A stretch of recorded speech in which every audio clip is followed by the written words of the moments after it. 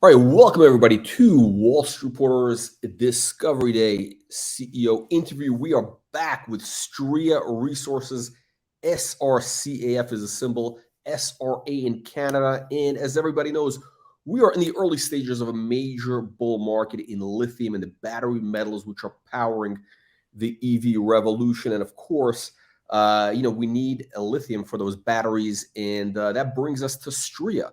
Which is in, what we've been calling the Saudi Arabia of lithium, which is in James Bay, Quebec, this region. And this is the spot where Stria is developing their lithium project is. We've already seen stocks like Patriot Metals, Brunswick. These stocks are up already over 10x over the last, year or so. And the question everybody's asking is, could Stria be that next big winner? Dean, welcome back to the program. Thanks for having me. Yeah. So, Dean, you have some incredible news today. Now, just as a way of background, you have the lithium project right now. We're waiting for a major milestone, right? We're waiting for this resource that your partner is expected to announce in the next, 6-8 weeks. But in the meanwhile, you're not really sitting by idly, right? You've been really aggressively expanding your position in this kind of, again, the Saudi Arabia of lithium. You've essentially doubled your position with this with today's announcement. No? Well, I think between the last announcement, we kind of doubled. It was works out to over 5,000 hectares. With today, I mean, we have 1,276 additional hectares. But what's really important is not just the numbers and that. I mean, it's a very large land package that we have for Pontax 2. But why we're really excited is that it's in the same district and geology, and we're expecting some news shortly. We're excited to share with everybody, and it's a benefit because Pontax, like you said, Pontax Central was a project that we did with Cygnus. Cygnus has been excellent with drilling that project. They've been an excellent partner, and they have a resource estimate that they said will be out in the next month and a half. So that's kind of that ship is sailing nicely, and we're very fortunate to pick up the project Pontax 2. And as I said, I mean, we want to get into that project. I mean, everybody's looking for where is the real high grade source. I mean, we found it at Pontax Central. It's a very good location. It's similar to the other ones in the district. But we have Brunswick. We're surrounded by good neighbors. We couldn't have any better quality companies to explore, right? Yeah, I have. So on the screen, I have the map of the area, which shows your project. So can you kind of walk us through it? So we have at the top, we have Pontax Central, which is at the top right? That's your initial project, which is being, where we have drilling going on right now with Cygnus. Your partner is doing this massive exploration project. We're waiting for a resource. And you've basically doubled your position, right? So you've added Pontax 2, and now this, where we have the VCT option, which is on the left side of the screen, right? Yeah, so the VCT option is one that we picked up. It was important to pick up because we know that the glacier till goes, on a southwest kind of slope. So we wanted to make sure that we were able to pick up any land, on that kind of section, just in case it, something would be on adjacent land. So we're fortunate to be able to do a deal there. And the Pontax 2 project, we're really excited about. As I said, you have Brunswick in blue, the big company. They've done extremely well. You have Lyft as well in the beige, and of course Patriot, the star of the show so far. And then you have Cygnus as well that picked up land there. So we're really excited about what we see here and to get in the project. And Jack, as you know, our company is very focused in the sense of, we're very good at getting projects. We're very good at, moving them forward, doing very, specific geological work to show that there's something there. There's some worthiness of going forward as far as spending some more money. And we got good partners like Cygnus. And then we have this project too. So it's rinse and repeat. We're going to go in, we're going to take a look at it. We'd be there now if it wasn't for the forest fires that I'm sure people have heard have been going on. And we hope to get in there in first week of July and get at it, because there's some really good things happening there. And I think we're gonna do it all over again if we're fortunate. You know, what I find interesting, I want to kind of bring this up, is that looking at this map, right? You have your projects are the ones in green, and all around you, all your neighbors. Okay, so your market cap right now is about $5 million, right? Stria market cap $5 million. All these other companies are multi-$100 million valuations, right? I mean, Lyft is, I think, 300 million. We were just talking about that before we started. I know they have some other lithium projects. I think with Yellowknife, a couple of other areas, but this definitely accounts for a big chunk of it. We don't know how much, whatever. But I mean, if you look at the comps, I mean, again, one thing I always look at is, okay, when I look at a stock, I want to see, okay, how does this, how is our valuation compared to the peer group, right?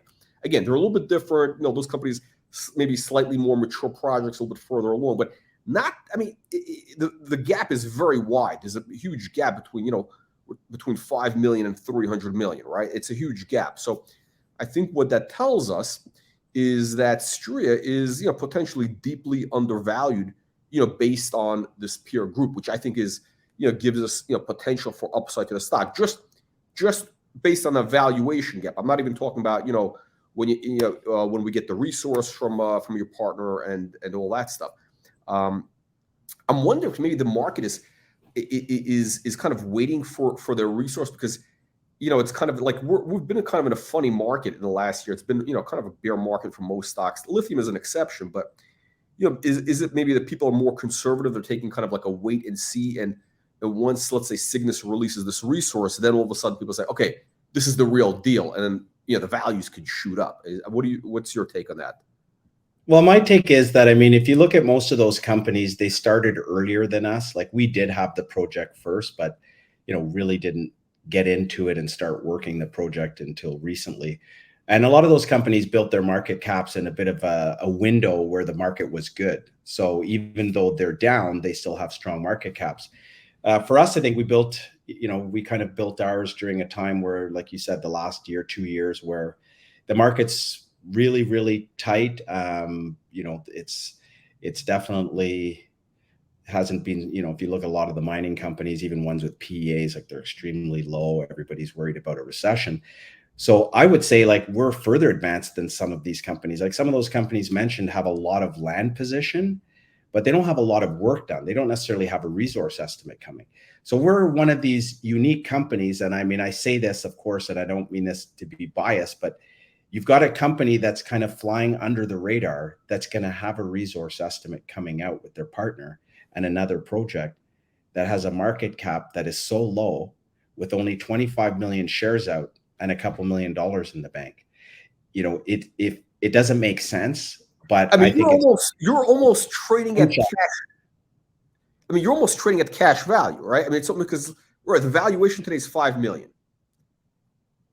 And we're also owed money from Cygnus. So I mean, the other thing is, not only do we have money in the bank, but we're owed a few $1 million worth cash or shares from Cygnus. So yeah, it's one of those things. I mean, I think why we did the deal with the Australians in the first place was that their investors and their markets support lithium. They understand it. Like, their lithium, in Western Australia is historically a lithium mining and exploration. So they get it. And they were able to do the things we need. But what's going to happen here is, I think that anybody who kind of gets into, the lithium space, here are some other critical minerals that are so undervalued in Canada that they have the biggest opportunity to make the most money. I mean, people like to buy high and sell low. Yeah, right? Everybody likes to run after. Right. But now's the time, really, if you ask me, and I'm not promoting just our stock. I'm just saying, if you look at our company and you look at companies similar to us, and you look at the comparables, to your point, if you look at the comparables, that you're going to have an actual resource estimate come out. You have another project to work on. You have money coming in. I mean, at these prices, there's very little to lose. I mean, there's a lot of upside potential here. If you're enjoying this video, make sure to click that like and subscribe button to subscribe to our YouTube channel. Also get the notifications to get updates on all our latest videos. And of course, make sure you get a copy of my #1 bestseller book, 10 Bagger Blueprint, #1 bestseller on Amazon.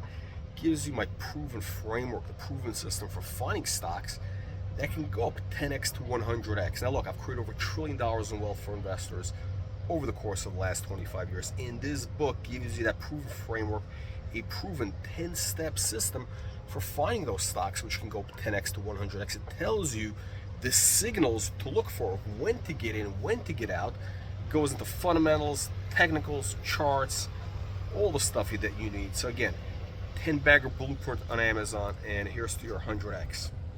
Yeah, one thing I always like to look at with a stock is, okay, first of all, okay, the upside, okay, but what's the downside? Because I like things which are, okay, you're basically getting it for free, right? So let's kind of analyze, Stria, we'll look just at as a value investor, we're like, how would Warren Buffett analyze it? So how much cash, ballpark, liquid, how much, like, let's say we have about $2 million, and we're expecting, because Stria has spent the $4 million on their exploration, so we'll be getting another $2 million worth of stock or shares from them. Okay. So basically, like, if $4 million, so 2 projects in the hottest region worth $1 million and one with a resource estimate. So there's your math. So basically you're getting, in other words, like, essentially this is almost like it's almost free, because again, you got, let's call it $4 million. The valuation of the stock is $5 million today. And again, the intrinsic value, right? The value of the projects could be, again, we don't want to throw out crazy numbers, whatever it is, but we already see that your neighbors are trading at, multi-$100 million valuations. Again, a little bit different, they're further along, but it's the gap is too wide. It's definitely, Stria should be worth significantly more than $5 million. Again, based on the comps. It's not me saying, it's just the reality if you kind of, compare apples to apples. Now some people say, well, it's not the Gala apples, it's the whatever, there's like different breeds of apples, whatever. So this is, but they're still apples. All we have is old delicious apples. Yeah, there's like a million different varieties. So essentially you are making an apples to apples comparison, slightly different apple, but okay. All right, let's, we have a lot of new people watching, and I think, what's interesting about the battery metal space is, I believe there's going to be, traditionally mining stocks have always attracted, mining investors, which is a niche market, right? I think the battery metal is going to start attracting the EV stock investors, right? So more of a tech-oriented investor is going to be coming into these stocks. Like, we already have, Elon Musk talking about the battery metals, talking about lithium, everything, nickel, all that stuff. They're it's like the sector is getting massive free publicity from, probably one of the, I don't know if there's anybody who has a bigger social media or following than this guy, Elon Musk, right? And he's talking about this constantly. So I think there's going to be a lot of money coming into the space, into the mining space. So can you explain, again, for anybody that's new to mining, exactly what is a resource? We've been talking about a resource estimate. What is this, and how does this impact the value of a mining stock?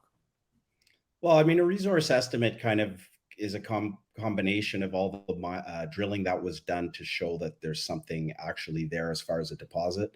So, generally that kind of puts you a little bit apart from, say, just exploration that haven't created anything, but show some promise and merit.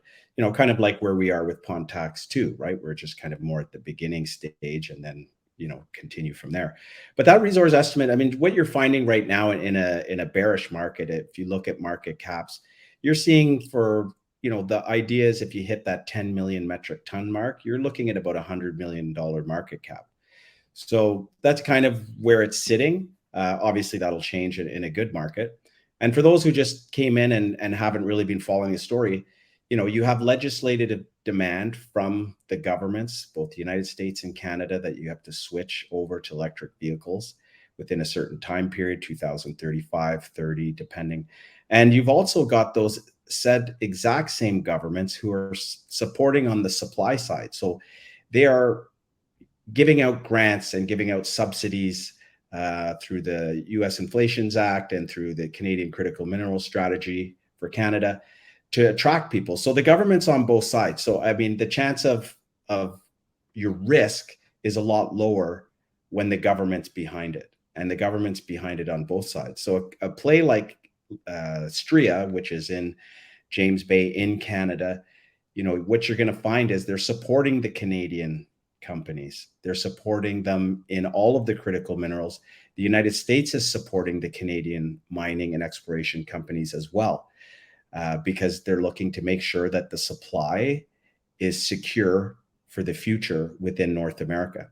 And so it's a great opportunity. I agree with you. You're going to get a different type of investor. And I think when the people who get in early will realize, when the investor wakes up and realizes that this is being supported and funded by the government, and this is happening, I think it's going to just be a slingshot effect. And those who are wise enough to get positioned now are going to be the ones that benefit the most.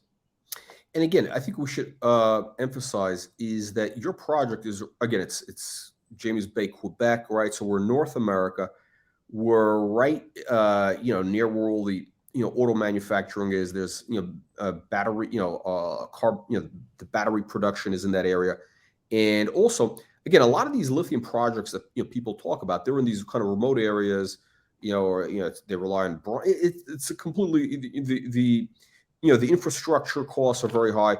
You're basically right alongside, major infrastructure, right? There's highways, there's processing, everything is right in that area, which increases the value of what you have.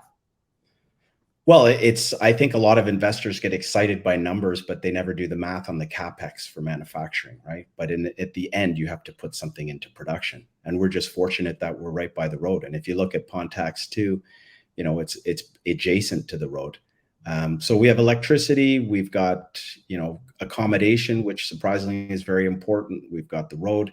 And then the Quebec government has been spending billions of dollars and will continue to spend billions of dollars on the road and accessibility and ports and everything in that region. So the infrastructure from the government is there on the local, provincial level.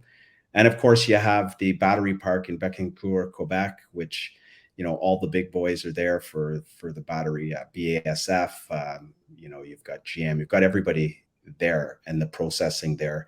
So, it's the right region, it's the right place, and we're excited. We just got to continue doing our job. So far, so good. I mean, I think the only thing we could do better is probably promote it, because if you look at our actual factual work that's being completed and what we've been able to do in this market with a tight share structure, I think we've done an excellent job, and I'm excited for people to watch out for the news coming this week. So we're in a good place, and hopefully things just keep rolling along. And I think when the North American investor wakes up, the Australian investors already made billions.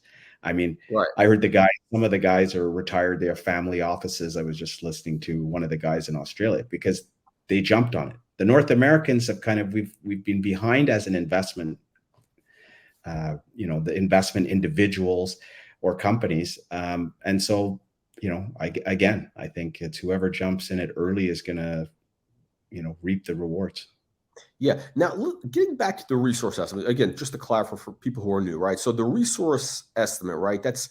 It's based on the assays, right? So this is all like, it's almost like, I don't want to use a comparison, but it's like audited financials. It's not like you're making this stuff up. It's based on assays. It's all, it's all an independent lab comes up. It's kind of a regulated process, right? So it's like, when they give you these numbers, this is what it is.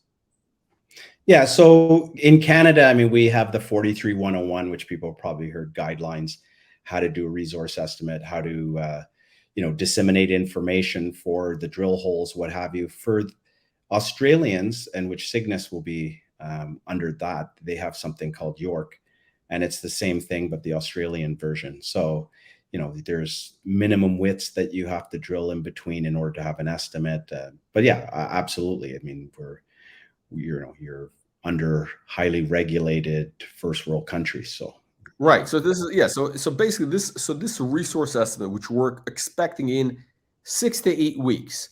Now, obviously, you can't really say, "Hey, this is what it's going to be," but you've kind of highlighted that if we get something that says, okay, we got potentially 10,000 metric tons, right? Like you've 10 mentioned, million. okay, 10 million metric Yeah. tons, 10 million metric tons. So 10 million metric tons is, we're seeing market caps of 100 million plus. What would you say are the odds that, this resource estimate is going to show that you have, somewhere in that range? I don't know if you can Well, answer that I mean, question. I'm obviously I'm not Cygnus and I can't have any forward-looking statements, but I mean, I think if you look at generally the numbers that were hit and you look at the amount of drilling, you've got a good 15,000 meters of drilling, close to 15,000 meters of drilling that were there. So Okay. based on those grades, I mean, I think, whether they're there or close to there, I mean, I'm pretty confident just they'll keep drilling, Okay. But yeah, it's difficult for me to really give a forward-looking statement, but Right. Right. we're Okay. pleased so far with all the drilling, and we've done our own calculations, and we're pleased with those calculations in our own internal Okay. company. And and it's not that you're just pleased with it. There was also, the insiders have been buying the stock, right? We've seen announcements. You guys have been, buying shares in the market. So this is, it's not like you're just, talking about it. Well, like I said before, I mean, the math is there. We're grossly undervalued. If anybody looks at this stock and sees $4 million basically of cash and a resource estimate, whether we're 50 or 30% in the future of that, based on the numbers, plus a new project in a highly prospective area, I mean, you don't have to be a genius to be Yeah. buying, right? I mean, And as just an to clarify, because Cygnus is your partner. So let's say you do have this 10 million metric tons. In theory, it's worth 100 million, but you have, I think you're gonna have 49%, or is it, what's the number exactly? The partner, you're gonna have 49%. Right now, once they finish, they would end up earning 51% when they give us 2 million. So we'd have 49, Okay. and they can get to 70 by paying some more money, et cetera, et cetera. So, I mean, even if we're end at 30%, I mean, you can again do the math. But we're really excited. I mean, Cygnus is good, and we're very confident in what they've done. I mean, like I told you before, the guys behind this are very serious players, have done an excellent job, have led, billion-dollar companies from inception, their CEO, the founder, the same thing. So like we're definitely, sitting in good company, and yeah, I think we'll just continue. And I think there's, for people to watch out for the news that is going to come out in the future and kind of see the past of how we're doing things. Like, we're a company that actually gets things done. We're not going to go, grab a bunch of projects and hype them up. Like, as the first one was a good project and you'll get a resource. Then we have a second project. Our goal will be to do the same. We're not going to go out and buy 4 or 5 projects and pump them all and tell you how we can do them all. We're a certain size company. We have to follow with Right. the funds that we have and be very, strategic and responsible with our shareholders' money. Yeah, exactly. So, but here's the thing. Again, you have this resource that we're waiting for, right? So, again, let's kind of say, okay, potentially it could be worth 100 million if you have this 10 million metric tons. Again, your part of it would be, let's call it 49 or a bit less. The value of the stock today is 5 million. So there's a big gap. Now we're not, maybe it's going to be less than 10 million metric tons. Maybe it'll be, I don't know, 6 million, whatever the number is. But there's a good probability that this resource estimate is going to show that the value of Stria is significantly more, a multiple of what it is today. Potential. Again, we're not saying but that's the potential. And again, people have to kind of do their own risk reward analysis based on a curve. And here is the matrix of possibilities, and here's where we could end up. Right. So it could be 50 million, it could be 10, it could be 2 million, whatever the number is. But again, the stock today, you're basically getting the whole thing for $1 million, because you said 2 million cash, there's 2 million receivables. So you're basically getting the whole thing, like Warren Buffett. I mean, he looks at how much am I paying for the whole business. You're buying the whole thing for $1 million. Potentially, it could be worth, 30 million, 40 million, whatever. Potentially, we're not saying, but we're going to find out. again, it's mining. So, this is Well, it's not worth $1 million for the right, land pack we have and the work that's done. I mean, right. you can And also work it backwards. They're giving us 3 million, right? And they spent 4, so they're 7, right? yeah, They've actually spent $4 million on the project. They gave us 3. So privately, the companies in the know, the mining companies know it's worth more. The only person who's not sitting at the table is a lot, like I said, the North American investor. right. The companies know, the government knows. So we're just in that market right now. But as soon as I think it snaps And out, again, you're going to watch.